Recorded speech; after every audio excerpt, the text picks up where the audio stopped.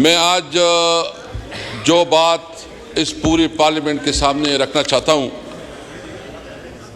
तो सिर्फ आपकी अटेंशन चाहिए। खुर्शीद शाह साहब, मैं समझता हूं कि देखिए, हमने यहाँ एक स्पेशल कमेटी बनाई थी।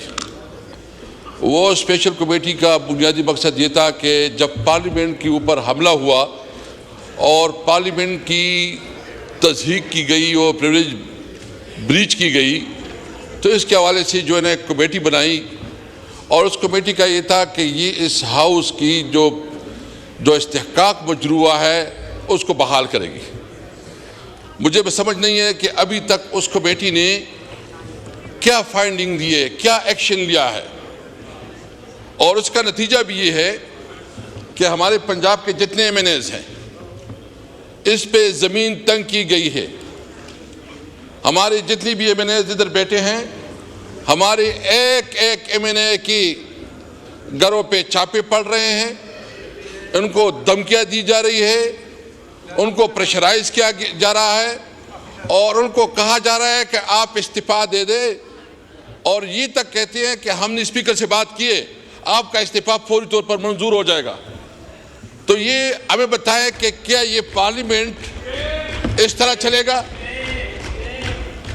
स्पीकर साहब, मैं आपकी तवज्जो, क्योंकि जब आप इस तरह नहीं तवज्जो करेंगे तो फिर आप कोई बात की मकसद नहीं है।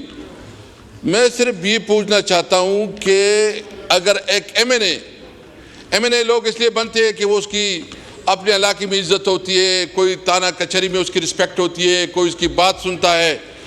अभी उल्टा MNAs चुपते हैं, उसको ज़बरदस्ती की जाती है और उसको कहा जाता है कि तुमने इस्तीफा देने हैं। मैं पूछना चाहता हूँ कि क्या किस कानून के तहत हमारे MNAs को जो है इसका तंग किया जा रहा है? उसका बुनियादी हक उसको नहीं दिया जा रहा। उसकी खुद प्रोटेक्शन की ज़रूरत है। और किससे प्रोटेक्शन की ज़रूरत है?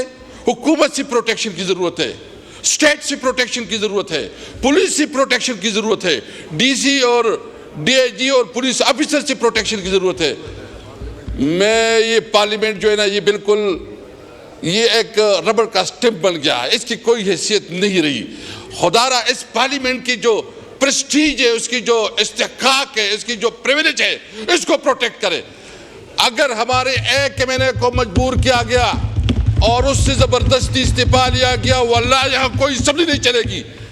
ये कोई इस तरह है कि आप जो है ना उधर बैठ के तुम सरकारी तनख्वाहों पे अपने घर पाल रहे हो, टैक्स पे आपको तनख्वाहें मिल रही है और आप हमारे लोगों को बेइज्जत और बेतौकीर कर रहे हैं। बैठे हैं, मेरे ख्याल में वो हमारे MNAs इधर बैठे हैं, एक MNA बता देंगे, हाथ उठाए हमारे पंजाब के MNAs, आपके साथ कितना जुल्म हो रहा है कि नहीं हो रहा? एक को जो है जलील किया जा रहा है। ये इसने इस मुल्क को अपने बाप का जागीर बनाया हुआ है। खुर्शीद शाह साहब चूंकि इस कमेटी के चेयरमैन हैं, मैं पूछना चाहता हूं कि उस कमेटी की कोई नतीजा, कोई रिजल्ट, कोई जो MNAs है उसकी जो प्रिविलेज है उसकी प्रोटेक्शन के लिए कोई इकदाम हो रहे हैं कि नहीं हो रहे? अगर इस तरह रवैया रहा तो फिर ये असेंबली नहीं चलेगी।